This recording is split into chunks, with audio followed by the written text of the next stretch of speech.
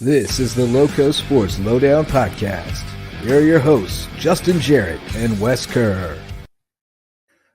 Your browser failed to play that clip is the scariest phrase that I can see when I'm producing a podcast I'm also hosting. But hey, Loco Sports fans, and welcome to another live episode of the Loco Sports Lowdown on a lovely Tuesday morning in the Lowcountry. I'm Justin Jarrett, joined as always by Wes Kerr. And today's show is presented. Wes, actually, I'm getting a little feedback from your end. If you wouldn't mind tapping your volume down just a touch. Don't want to step on the toes of our presenting sponsor today, which is Hospice Care of the Lowcountry, the only not-for-profit hospice provider in Southern Beaufort County and the official hospice provider of Loco Sports. If you're concerned about a loved one's comfort and quality of life at the end of their life, it's time to start a conversation with the wonderful, caring folks over at Hospice Care of the Lowcountry, where it's not about dying, it's about living.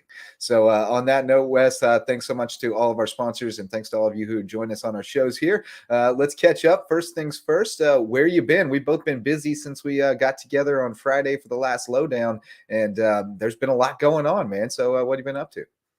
Yeah, I'm doing great. It's great to be back here on the Lowdown, and it's been a busy weekend. We had USCB baseball and softball finish up their home campaigns. A couple games I got to call on both ends, and certainly, the results were in their favor, but, a lot to like from the process about this first opportunity to play Division II baseball and softball. And we knew it would be a tough transition. We knew it would be some growing pains along the way, and we certainly saw that. But a lot of optimism on both sides. And softball will earn the right to play in the NAIA's conference tournament, so their bid is still alive. Unfortunately, baseball is not, but softball's still alive with the potential to earn their way to the NAIA tournament. So, a lot to like in the softball side. Sierra Kinlaw's been an ace in the circle this year.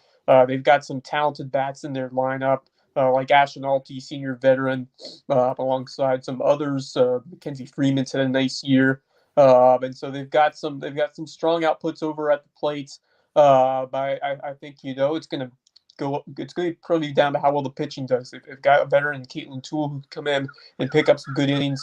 She's been clutch this year. Kinlaw's been the go-to guy, but really, when you look at softball, at 4, but it all comes down to pitching. But I think if they can get the offense going, which is really improved a lot throughout the year. I think Cody Yeski's done a good job of instilling those quality mechanics. So certainly, there's nothing to lose with this opportunity, especially for the seniors. I'm sure they'll want to win and go deep as possible. But a lot of optimism, especially with recruiting and how well they're going to recruit in these next few years, especially some local talent coming this way. So that'll be fun. And then baseball.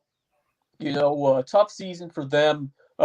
Just couldn't find a way to replace all the offense that they lost this past year in the outfield. But we got some upcoming stars. Hunter Miller and Brian Meyer was outstanding. Miller has had 2 home runs in 1 game this year, but he's been a star in the outfield. Meyer had some ridiculous catches too in that last series. He has looked the part over there in left field. And then, it was good to see all the seniors honored, like Wesley Ambrose, Alex Humphrey, all those guys who have meant so much to the program, Scott Matthews, 11 seniors. That's a big number. And, they've done a lot. Of course, they helped lead the Sand Sharks to that NAIA opening round appearance 2 years ago when they got to the finals of the Sun Conference. So all of them played a part in that, and sad to see all of them go, but a great ceremony before Saturday's game. So got to spend some time over there at Shark Park, final time this season, but a lot to look forward to for USCB, especially next year when we get the start of men's basketball.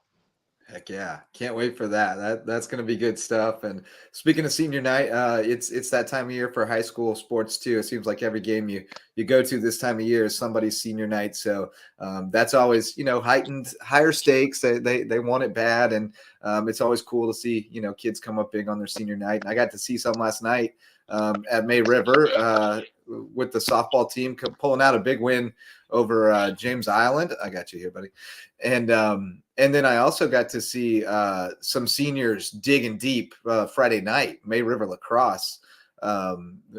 Just a tremendous performance by a couple of those seniors, especially Whitt Beebe and Brooks Van Esselston, just digging deep.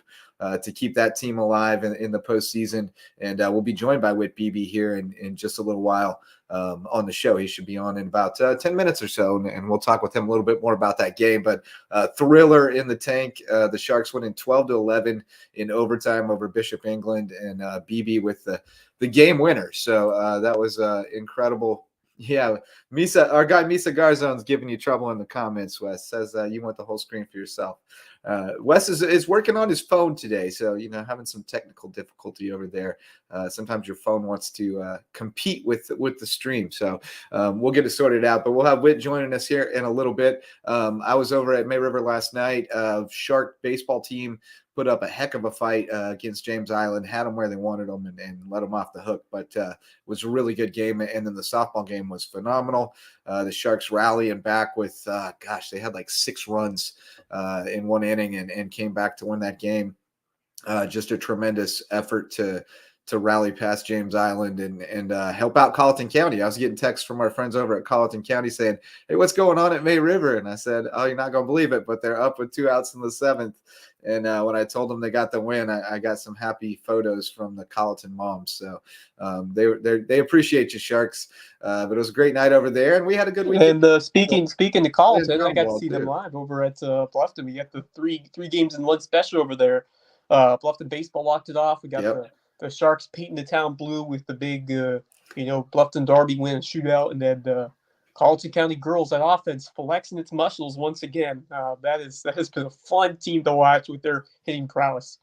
Oh man, yeah, they're a blast at the plate, and their offense is fun to watch. I should shout out the May River girls soccer team. I did not make it over. It was too compelling at baseball and softball. I tried to get over there, and the game was already over. So, but every time I turned around, whichever field I was on, the other field, the Sharks were rallying. It was the wheels were coming off. So I had to run back and forth, and I didn't make it over to soccer. But great win for May River girls soccer as well. And my old buddy Steph Moldenhauer, who I still remember her first day on campus at USCB. So to see her now, coaching the Sharks and picking up a big win, 2-1 over Bluffton, that I believe gets them into the playoffs, right? That's a big win for them. Yeah, May River, the girls, that win gets them in the playoffs, and Hilton Head's out, which is crazy to believe because that's been a program that's been right near the top of the state, but no playoffs this year for Hilton Head. Yeah, that's kind of wild, but yeah, we got Whitt Beebe coming on here in a little bit to talk about that May River win. But unfortunately, the Sharks are the only lacrosse team from the Lowco still marching on. Hilton Head falling to AC Flora 21-7. Tough loss for the Seahawks against a powerhouse Flora team. But the Sharks do advance, winning 12-11, as I mentioned, over Bishop England in a crazy game. It was pretty even at halftime. They were down 1, just went wild in the third quarter, got on a roll. Van Esselston was winning every faceoff. He was 21 of 25 in the faceoff circle. But Bishop England had a great game plan. They ran clock on offense. And kind of waited. They played tough defense, waited for May River to make mistakes, and then ran clock and tried to take advantage. And May River got on a roll in the third quarter, got up by, I want to say, 3 or 4 goals. Actually, I believe it was 9-6. And then Bishop England comes back and scores 5 in a row and takes an 11-9 lead. Looked like doom for the Sharks. 90 seconds or so left, and Van Esselston, I believe, got one, and I don't remember who got the other one, but maybe Ridgway. But they scored 2 in the last 90 seconds to tie it up, and then Whitt Beebe with the game winner in OT to walk it off. It was just an awesome atmosphere at the tank.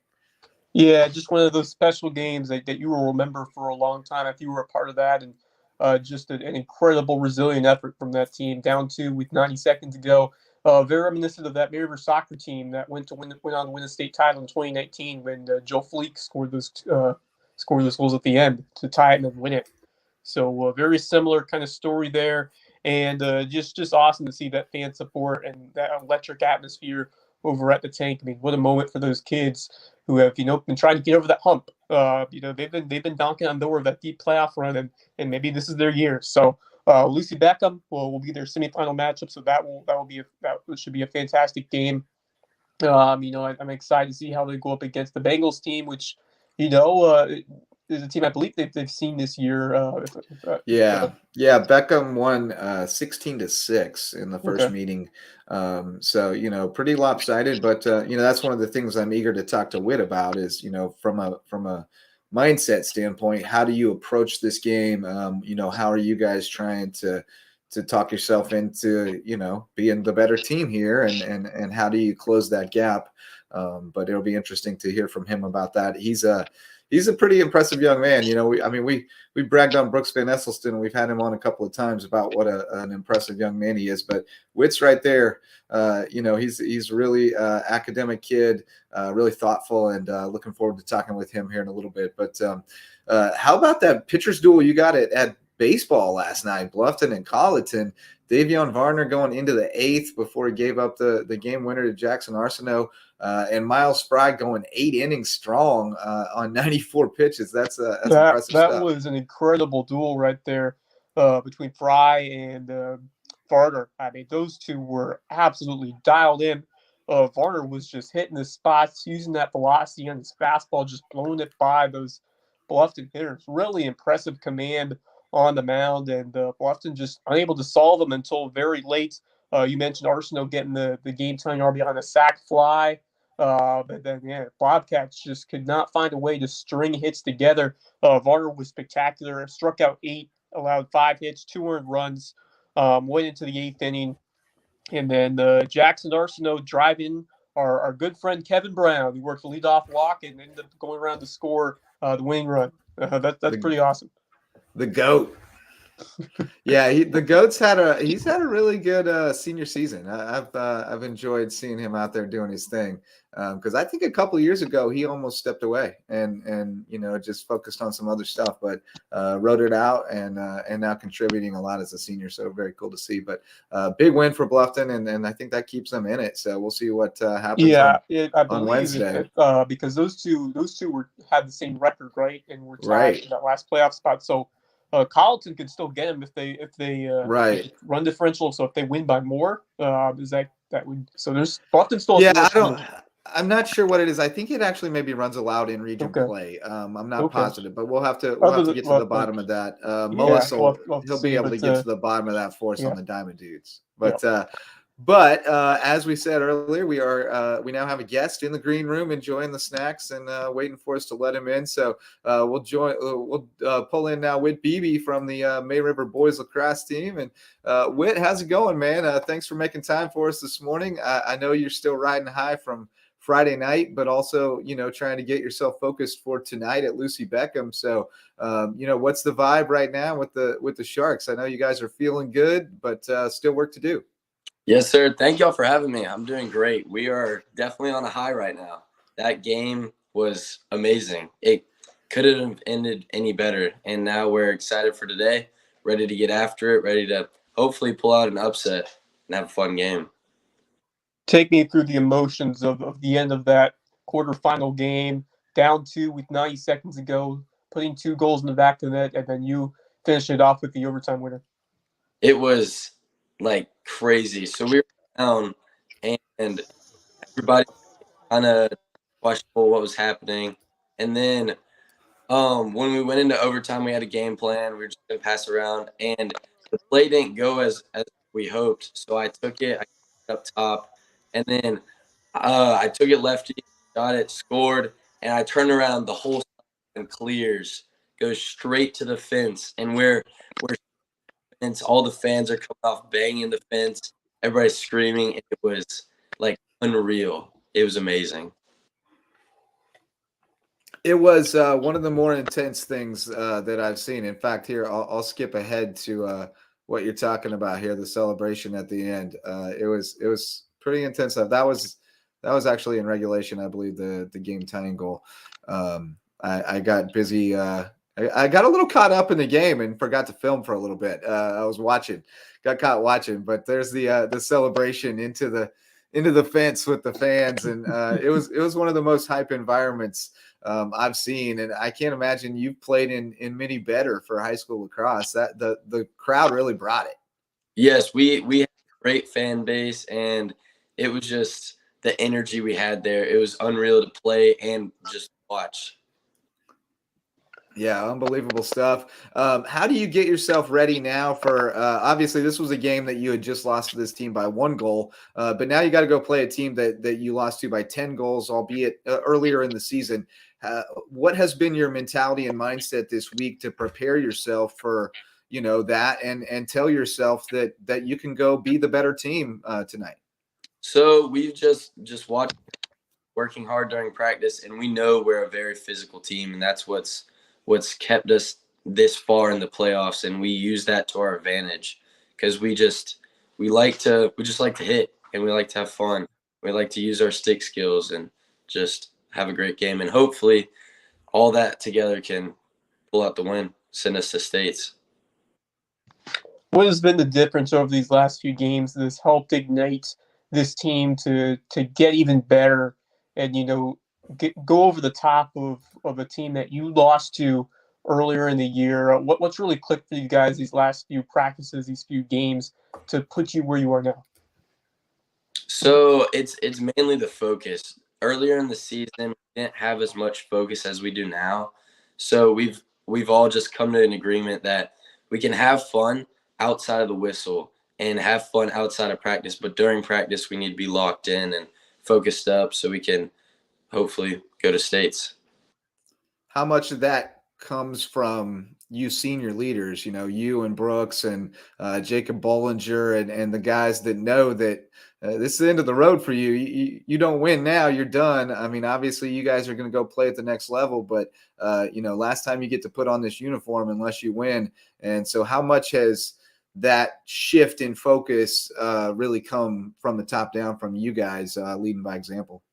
It's definitely been, we've had to step up and tell everyone that we need to work hard. We need to focus up. And our team, we have unit leaders. So we have, I think, 7 units. And so all of those units are led by a senior and just a higher upper kid on the team. And we just use those units to hold each other accountable and make sure we're focused up in the classroom and also on the field. And you've done a great job with that, but I want to hear more about your thoughts on Brooks and what he's meant to you as a person, as an athlete, as a fellow leader. His hustle, setting the example. What takeaways have you gotten from him and just his poise, his leadership on the field, and just his will to succeed? He's been an amazing. I've been playing with him since I started, but he's been playing long before I started. And his presence on the team is just amazing. He's like one of our coaches, but playing with us. And he's huge encouragement, awesome player, and he won't tear you down. He'll just coach you and make sure you know what you're doing. And he's there if you need questions or just a friend. Yeah, I mean, I've never seen a high school kid who had more glaring leadership skills than him. I mean, he's the model of what you want your leader to be, and you guys definitely have been sponges and learned from him, and I've seen you grow into that mold too. Especially here as a senior. So, what were your emotions in those last couple of minutes of that game? I mean, to know that you're down 2 goals with less than 2 minutes left and your high school career's on the line, just do you even remember, or were you kind of in a trance of just trying to keep it going? What were you feeling in those moments? I was feeling a little nervous because it was been my last game. So just thoughts were going in my head. What can I do? What can I do? Do I need to switch to midi? Do I need to stay on attack? How can I get the ball into the back of the net? And just my team helped do that. And I do have a lot of faith in my team. And because I didn't put those 2 last goals in, I just put the last one in. So the team. Right, yeah, the game winner, yeah. Brooks had one and Ridgway had one, the last 2, or? Yes, sir. Is that right? Yeah. Yeah, that's what I thought. Man, it was happening so fast at the end. It was a free for all. Like Misa said on Loco FC, that boat horn was going off over and over and over and over there. It was crazy. What goes into making those kinds of decisions on when to switch and where to be at a certain moment? Kind of how have you trained yourself to make those quick decisions and just those instinctive IQ plays in the field? If I'm I decide that whether or not where my D middy's at. So if I'm at midfield and my D middy's probably like closer to like offense than I am, I'll just tell him to stay back, follow his guy, and just stay on him until we can switch back or until we can get the ball back. I just use those moments to just tell people to stay back or me to go across or tell somebody to switch and just stuff like that. Not to totally change directions on you, but I got a kick out of the other night. Your dad doing the PA, and it's one of the more fun dynamics I think of high school sports. Somebody's dad is, or mom or dad is doing the PA about every game, and I always wonder about what the kid feels about it. Like does dad get a little too over the top or anything like that? I heard a crease monkey. So here's your shot to tell dad, like, tone it down if he needs to, or 2 thumbs up if you like what he's doing. No, he's doing amazing. My friends come up to me, they're like, "Is that your dad?" Oh yeah, he loves doing those nicknames and all the soundboards and stuff. That the boat horn y'all heard, that was on the soundboard, and he loves doing it, and I think he's really good at it. Well, I agree. I just had to give you a chance to say your piece if you thought he was getting overboard. But is Crease Monkey a common lacrosse nickname, or have you taken that? Is that just you? So 2 years ago is when I got the nickname. I wasn't the best up top or like dodging wise, so they put me on crease, and I scored all my goals like that because I wouldn't stop moving, and people would just call me like a spider monkey basically. And then that transitioned to, it was at first 7-Eleven because one of my buddies said like I'm always open or something. And it switched to Crease Monkey, and then that just stuck. That is a great nickname. Just great. Love it. Elite stuff right there. But, going back to your journey, just tell me about how you first got into the game of lacrosse and how, that exposure sparked your love of the game, and just describe your journey through that process. So I've always been football. I started at flag football and then slowly transitioned into tackle football. And one of my buddies that I think I started in 6th grade. I started in 6th, went to 7th. I had to take off 8th grade because I was in a private school and they wouldn't let me play for a public school. But it started in 6th grade. I always would talk to my friend, like, why are you playing this sport? And then I finally tried it out. I went to a clinic at Hilton Head, and it just started out. And I was like, this sport's amazing. It's fast, it's quick paced, and you're always doing something. You're never just waiting on something. And so that started ever since. I started playing rec league. And then one summer I played my first travel team, Carolina Blue Crabs, and it was a lot of fun. We lost every game, but it was so much fun. But you got the reps. I mean, you got out there and you played and you learned. You learned by playing. I mean, it's the same thing with our travel baseball team. It's like we couldn't play catch when we started, but you go and you play and you get better and you learn the game and you have fun doing it. So tell us more about that experience. Not winning a game, but having like the best time of your life. So, also breakthrough, we would win a bunch of games, but there would be some tournaments where we would go with only winning a few.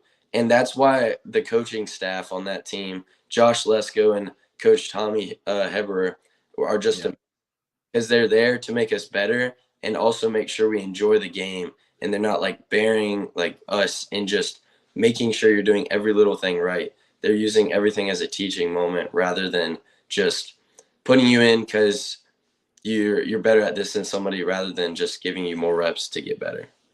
Yeah. How were you able to learn by example during your time at May River as a younger guy, and who kind of took you under the wing throughout that process, and how did you develop as a player and into the clutch veteran guy that you are now?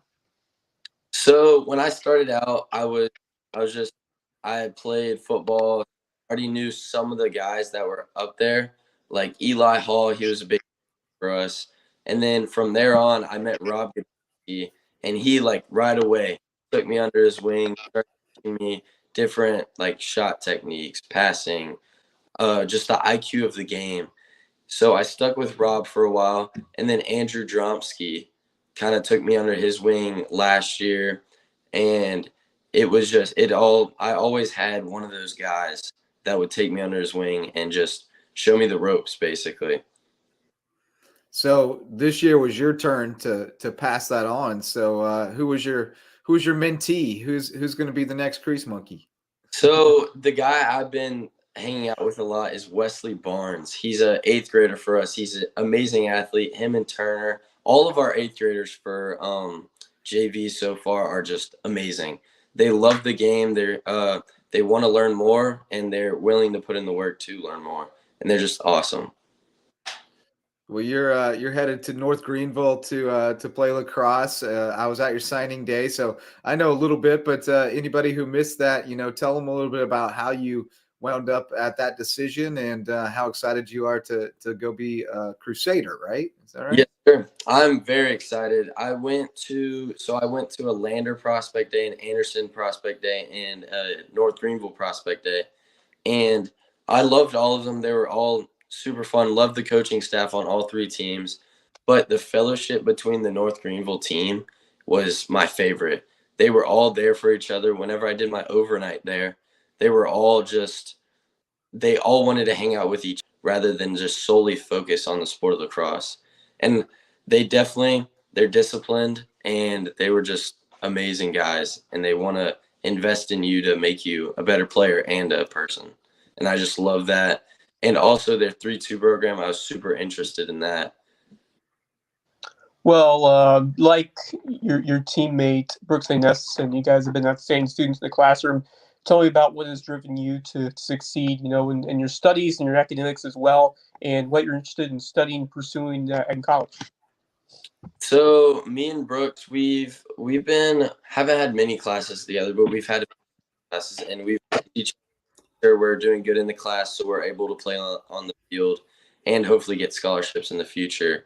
So I want to go into their, as I said earlier, NGU's 3-2 program, which is 3 years at North Greenville and then 2 years at Clemson, but I'm able to play all 5 years at North Greenville. And the first 3 years, I'll be getting my math degree.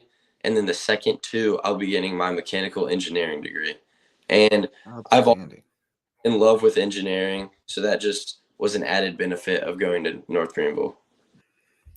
Man, that's awesome. I love it when a man has a plan. You got the plan all figured out for 5 years. You come out with 2 degrees and a great experience playing lacrosse, and a whole band of brothers, that'll look out for you long after you're done. So, congrats to you on a terrific high school career. That's not over yet. You guys go get one tonight, and you'll get to play one more. So, not many people make it this far, though. Not many get to play, within an eyelash of a state championship. So, keep it rolling, man, and we'll talk to you down the road. Best of luck tonight and at North Greenville.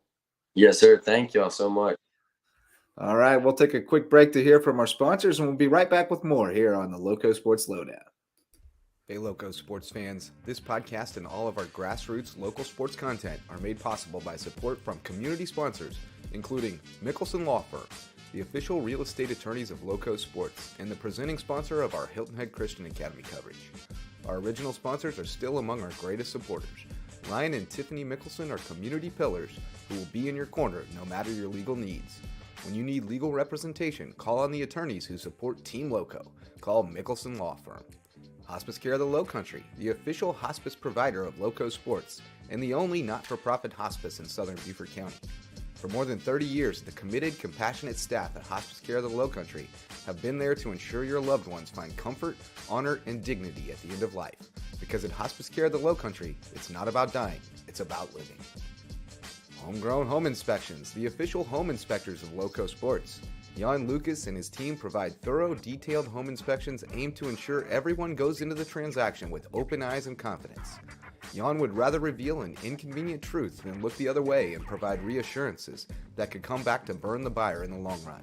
If you're looking to buy or sell a home and need an honest, reliable inspector, call on Homegrown Home Inspections, official sponsors of Lowco Sports.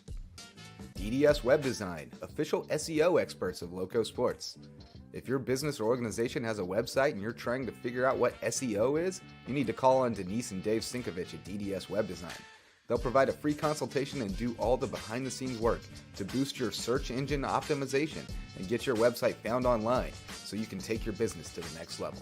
DDS Web Design, official SEO experts of Lowco Sports. American Wood Reface, sustaining sponsors of Lowco Sports. Does your kitchen need a facelift? Before you start picking out new cabinets, give Ben and the team at American Wood Reface a shot. They can reface your existing cabinets to overhaul your aesthetic without the hefty price tag and reimagine your kitchen at a price point you can manage. Be sure to tell them Lowco sent you, because every referral helps support Lowco Sports. 4M Metals, sustaining sponsor of Lowco Sports. Got metal? Your roof might need it.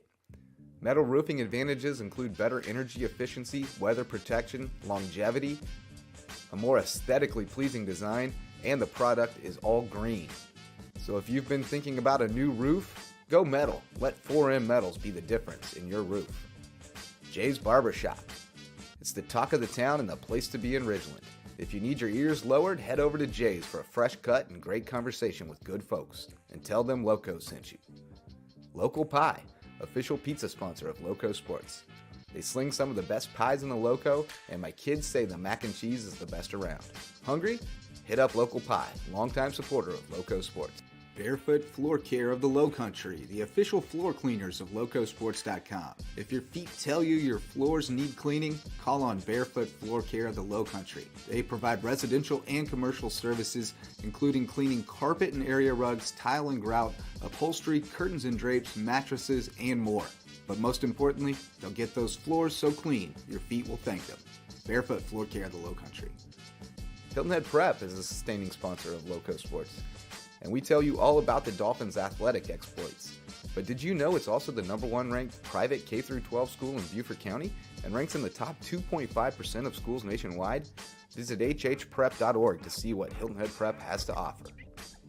Beaufort Academy is a sustaining sponsor of Lowco Sports, and we love covering the Eagles. With a student-to-faculty ratio of 7-to-1 and an average class size of 14 students, Beaufort Academy could be just the educational solution you're looking for, with more one-on-one attention. BA has a strong history of working with the whole child to prepare each student for college and life. Check them out at BeaufortAcademy.org. Thank you to all of our sustaining and supporting sponsors for their support of LowcoSports.com. Go Lowco.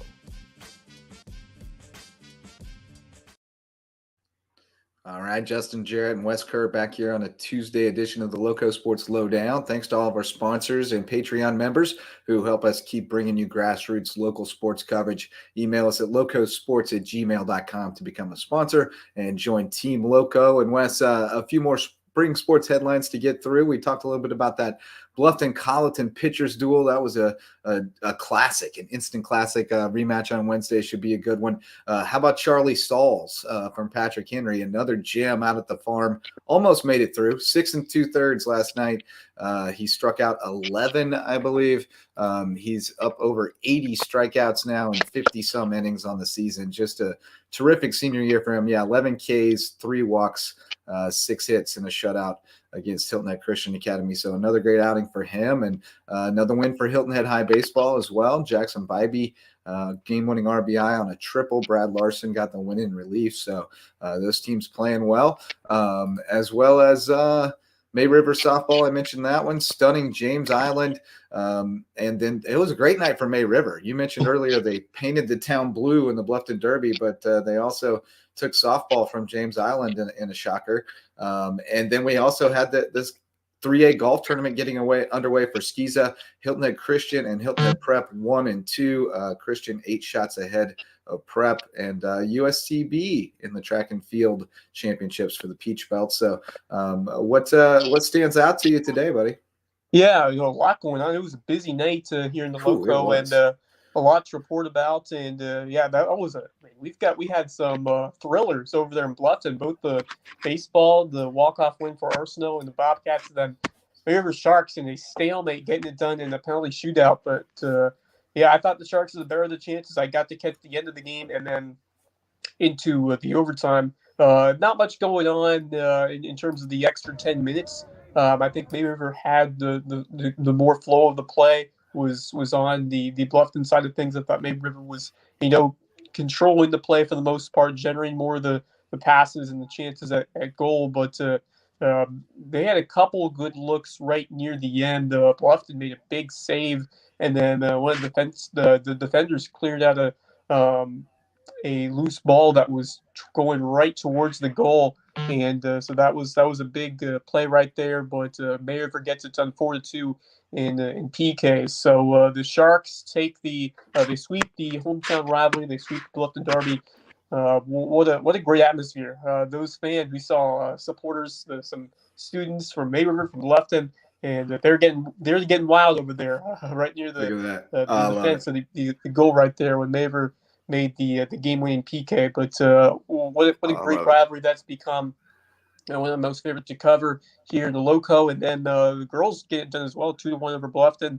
They clinch a playoff spot. They knock out Hilton Head with the victory. Though Hilton Head lost anyway to James Island. So a tough season for the Seahawks. They are competitive in a lot of these games. They just had a lot of one-goal losses this year that didn't go their way. But props to the Sharks.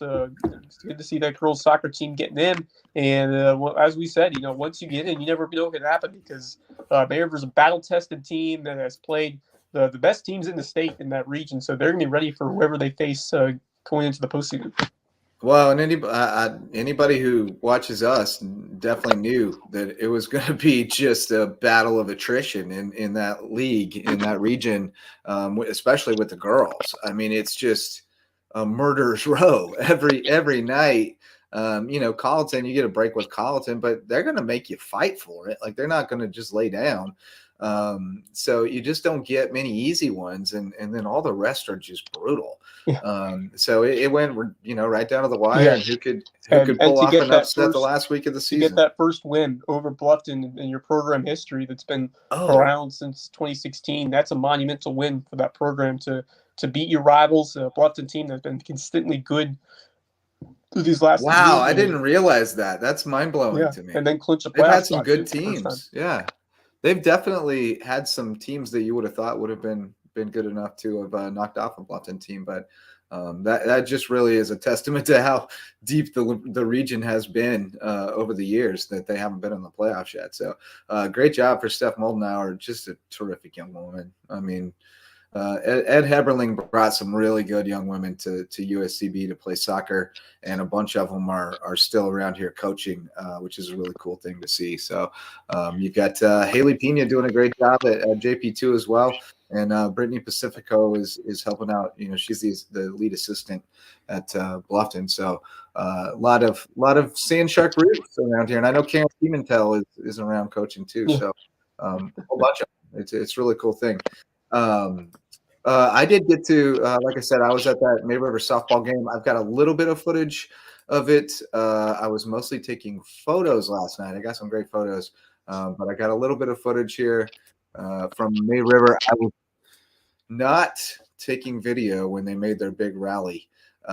It was early on. I mean, it looked good. See us 4-0 early. Pitcher was in command, and then the Sharks just put together one big inning and strung it together. Came up with some clutch hits. Beat out some bobbles. Kaylee Smith did a terrific job. She's kind of the off-speed change of pace type pitcher for May River, and she did a great job. Kept James Island on their heels after the quick start.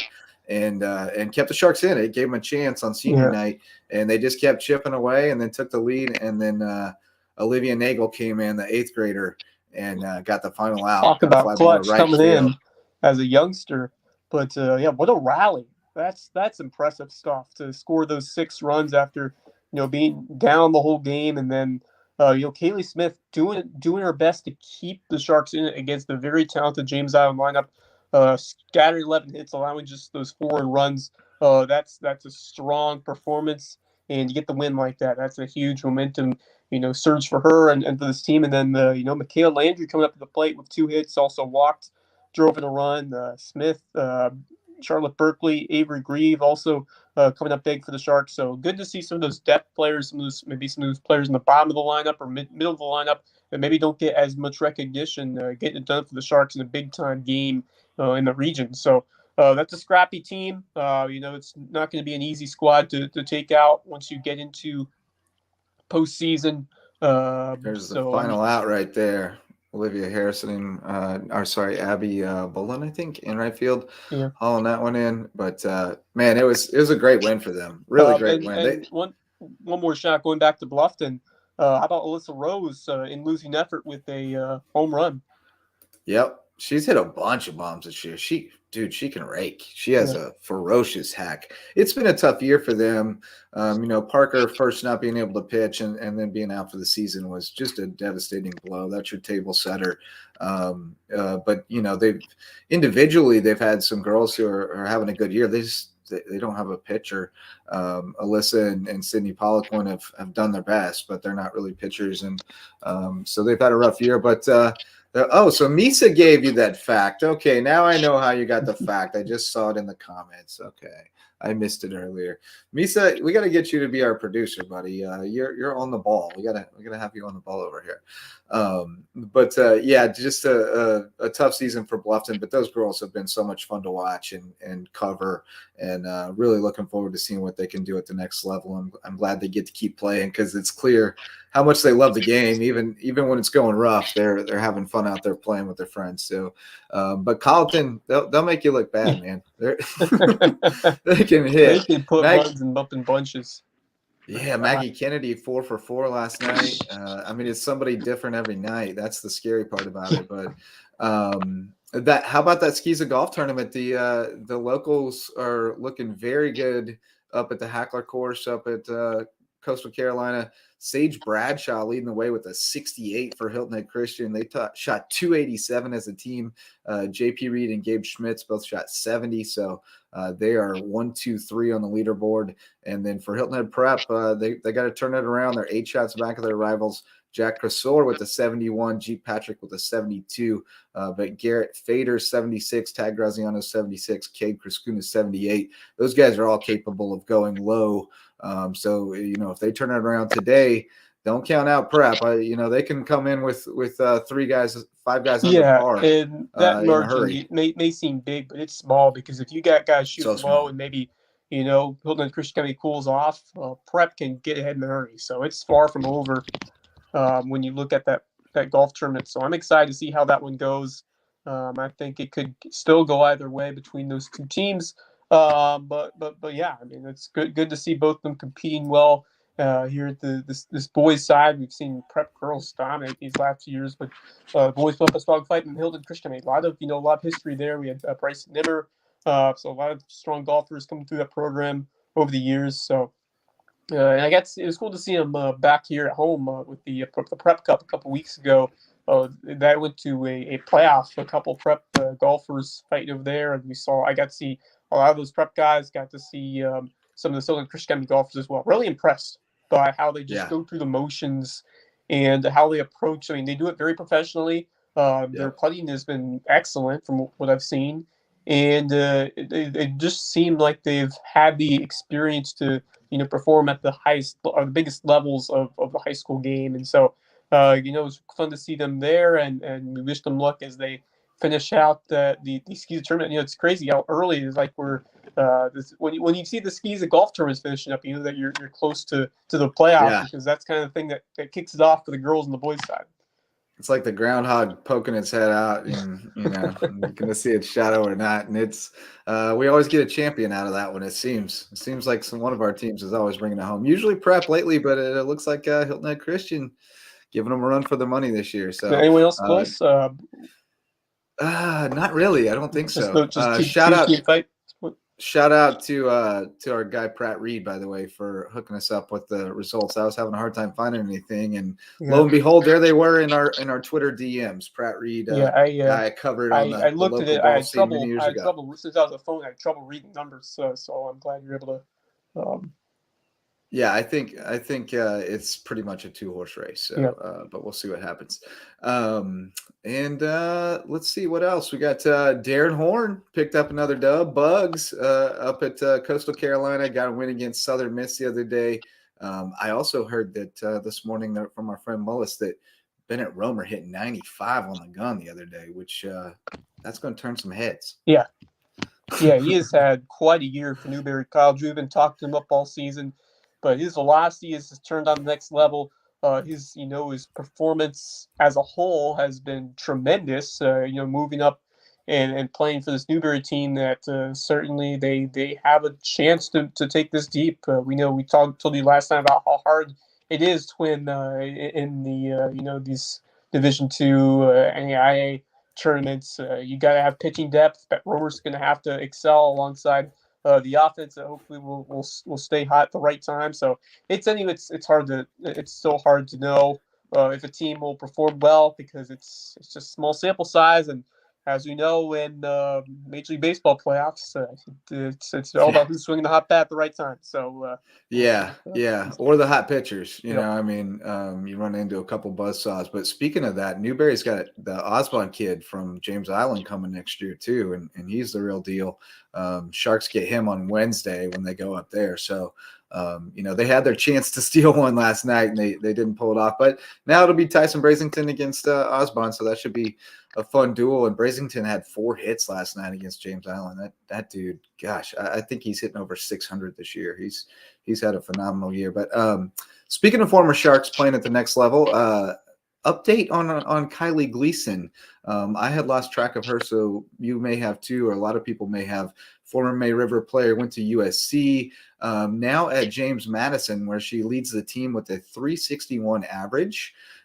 She is 35 for 97. She scored 23 runs, 7 doubles, 8 RBIs. She's a slapper type, 8 walks, only 17 strikeouts, and 97 at bats. And she's got 5 stolen bases, 8 sacrifices, 3 sac flies. So 409 on base. She's having a terrific year. That's for the Dukes. That's pretty impressive when you can find a way to battle, take some tough pitches, close borderline calls, and just find ways to battle, foul off some pitches, and scrap across some hard-earned walks and at bats and plate appearances like that. I mean, that tells you that you are dialed in and you have those abilities to produce and get on base to your team. And that's what it's all about. A walk's as good as a hit in baseball and softball. And she understands that. And she has, risen the challenge of college softball. So great to see that. Sometimes I've been calling a lot of softball. And sometimes if you put in play, you never know what can happen. And man. The game is so fast. It's just so fast. And shout out to Michaela Landry, by the way. She's developing into a very good slapper at May River. She's a really tough out. Does a great job with it. So I'm growing to really, I grew to appreciate it, especially doing what you're doing at USCB. But now coaching the little girls has really fired me up for it. I'm really excited about softball right now. So. And speaking of some former players who are doing big things at college level, how about Mr. Jalen Sneed, former Mr. Football at Hilton High? He made yet another impact in the spring game. Had 7 tackles, leading the Gold team to a 24-0 win in the spring exhibition game, and a lot of high praise from what he was able to do in this game.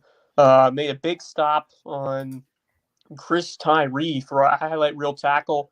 And he is just really grown into a big-time role at one of the biggest programs in the country. And, just to see the adversity that he had to overcome early in his career at Notre Dame, and now to really see it start clicking and to use that physicality and speed to help this Notre Dame team, I think he is looking like a budding star. His IQ has really surged. He's really starting to get it. And I think the sky's the limit for Jalen Sneed as we get towards this college football season 2023. Yeah, I'm excited. It's coming together. It was a little bumpy at the start. There was a lot of learning curve, and I think he was a little frustrated. But man, once he got on the field, I think he was just frustrated because he wasn't playing football, and he wanted to play football really bad, And once he got on the field, man, it's like he must be a learn by doing guy, because it all clicked in, and he's been rolling ever since. So really excited what he can do, to see what he can do for the Fighting Irish next year. But all right, buddy. Well, we're at 50 minutes, so we can wrap it up a little bit early here and get to our Lowco shout outs. And we got a little time, so feel free to shout out lots of teams and players. Yeah, I'm going to start with Mr. Charlie Sauls over at Patrick Henry, who spun another gem against Hilton at Christian Academy. A 6 2/3 performance, 11 strikeouts, 3 walks, allowed just 6 hits, and did not allow a run. Just terrific stuff from Sauls, who has been quite the performer over there over at Patrick Henry. Want to watch them live at some point. Hopefully, maybe in the playoffs, we'll be able to do that, because when you have a talented pitcher like that, that is going to take you far. And then Hugh Ferry, 3 for 4 plate, walking an RBI. So Ferry boys keep doing it over there for Patrick Henry, and that's gonna be a fun team to watch as we get into the postseason. So another stellar outing for Charlie Saws. And then for my team of the week, I'm going to go ahead and shout out that May River softball squad for that 6-5 upset win. It seems like somebody's got to step up for an upset like that to happen and power you in the circle and limit this James Allen offense. And Kaylee Smith got it done. It wasn't the best stat line you've ever seen, but it was enough. And it was very solid what she was able to do this time. You had offense. I'll tell you what was really good about it. She didn't walk anybody. Yep. You don't walk people. You got a shot. That's the difference right there.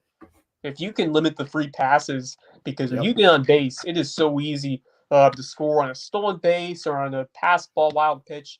If you make them get on via base hits, that makes the offensive job so much tougher. So that's probably the stat right there that separates the good pitchers from the great, and to do that against a very disciplined James Allen line with the talent that they have, that stands out. And May River, that's a big win. That's a statement win for that Shark program. So congratulations to them. And then I'll give a shout out to that May River. I'll do both the soccer teams, May River and the boys and the girls, because getting the girls especially, because that was their first win in program history over Bluffton. Beat your rival for that first time. A lot of emotions. That's as good as it gets. 2-1 victory over a very good Bluffton team. So that leaves a mark on everybody. That's a big accomplishment. No matter what happened in the season, you can say you did that and you accomplished that for the first time. Yeah, that's a school history thing, that's the foundational stuff. So great shout outs there. I got to give a shout out to Bridges Prep boys soccer, region champs, 10-0 in region. They beat Whale Branch 10-0 last night. Gary Hansen, 3 goals. He's a senior. Franco Pereira, another senior, with a goal and an assist. So that was senior night for them. They're going to be a problem in 1A playoffs. I do believe that for sure. You guys talked about them a good bit on Loco FC. We got to get out and see them too. It's been tougher, or my schedule hasn't matched up with them, but I definitely want to go see them. And then I want to give a shout out. I mentioned it earlier, but Maggie Kennedy for Colleton County, 4 for 4, 3 runs and an RBI last night. And then my favorite violent hacker, Chrissy Holmes, 2 for 4 with a double, 2 runs and 3 RBIs. Man, I love the way she swings the bat. Yeah, how about Maddie Kennedy though, going Matt Kennedy 4 for 4 with an RBI. So yeah. If they all get hot at the right time, I don't care who's in the circle, they're gonna put up a bunch of runs on you, and that's gonna be hard to match up with. And then I definitely have to shout out Miles Fry. I know we talked about it earlier in the show, but 8 innings pitched, 3 hits, 1 unearned run, 1 walk, and 7 Ks against Colleton County. And Varner as well. Varner was sensational. And Varner was just as good. 7 1/3, 5 hits, 2 runs, 2 earned, 2 walks, 8 Ks. I was like, who's that on the mound? Dude, he's only a sophomore. Like, this guy is insane. He's dialed in. That is to do that on the road against a Bluffton lineup with some veterans in there like Nico Martucci, Cody Brott. Arsenal. I don't know if you saw Varner play basketball, but he's a gamer on the court too. He's just that dude, he's just that guy who's, you can tell he grew up just playing every sport, ball in his hands all the time. The three sport guy. I mean, that's and just he's got that competitor in him that he's everything's a competition and he wants to win and he's crafty and like Mullis said last night, he when he saw him, he was spinning the ball in his hand, just standing there on the mound, just kind of flipping his hand. And he said, I knew we were in trouble. Yeah, he said, I knew we were in trouble when I saw that. He just has presence. Yeah. And that's the way he is on the basketball. The poise. Too. I mean, I saw that smallest dudes from that first inning when he stepped on the mound. He was in there to accomplish something, and he was just, so consistent, pumping in strikes, and just looked the part of a star pitcher out there on the mound. He's confident and poised and ready for the moment. And I love watching that kid play. I love talking with him. He's a cool kid. We got to get him on here. But Miles Fry was even better. So that's impressive stuff from him. Who else we got? I think that'll probably take care of it, because on Friday's show we're going to shout the heck out of some Skiza golfers, whichever ones win the championship. And hopefully, tonight. I got to give snaps to absolutely. But I got to give snaps to those May River lacrosse guys, because Brooks Van Esselston was just a man possessed in the face-off circle. And then, just all of them, the urgency at the end of the game to come back and get those 2 goals and not give up was really something special. That is 90 seconds. You just gave up 5 in a row too. Like, you're just absolutely crushed. The momentum is gone. Shout out to the coaching staff for getting them focused and centered for those last minute and a half and overtime. And shout out to the kids for executing, because that's what it comes down to. You can coach them all you want, but they got to go out there and do it. You can't do it for them. And they got the job done. So, I'm eager to see if they can pull off the upset tonight at Lucy Beckham. But you mentioned that Christian Hilton Head Prep girls soccer game, game 1 of 2, or leg 1 of 2, I guess you would say, in the Island Derby. And what else are you looking forward to over the next couple of days? Yeah, I mean, we got some more, things are starting to wind down in terms of regular season. So the weekend may not be as top heavy. Right. I believe the Hilton Head High baseball is one more game at home against Lucy Beckham, so I'll be there to see the Seahawks play. So that'll be a fun senior night game. Excited to see. That's one of my favorite places to watch a baseball game. The view from the press box is just the nest. It's gorgeous. It's fantastic. The nest within the nest. Yeah. Ron Costello Field, the great Ron Costello. That's right. Be up there with me. Yeah. Yeah, I spent many an evening up there with Ron Costello. Great times. That's the first place I ever saw a baseball game here. Went to a Legion game when I first got here with the outgoing reporter, and I was just taken aback by just driving over that bridge and the palm trees around the back of the ball field, and like going up to the press box and seeing that view, and like, man, I was in a different world, a whole new world. I was not in Kansas anymore. So that was a long time ago, been 18 years, but been a good time covering sports here in the Lowcountry, and been the best times doing it with you, buddy. So great show today. Enjoyed it. Thanks so much to all of our sponsors and to everyone who tuned in to watch. And thanks much to Whitt Beebe for coming in and chatting with us. Terrific interview, terrific young man, and looking forward to seeing what he does in the future. But that's going to do it for today's show. And we will be back on Friday with another edition of the LowcoSports Lowdown. And we're lining it up Thursday for the Lowco Diamond Dudes with Ned Butch Mullis. So come join us anytime. We'll be happy to have you. And until next time, go Lowco. The Lowco Sports Lowdown podcast is a production of Lowco Media LLC and LowcoSports.com, an independent media outlet providing grassroots local sports coverage in the South Carolina Lowcountry. We are sustained by community support from sponsors and patrons like you.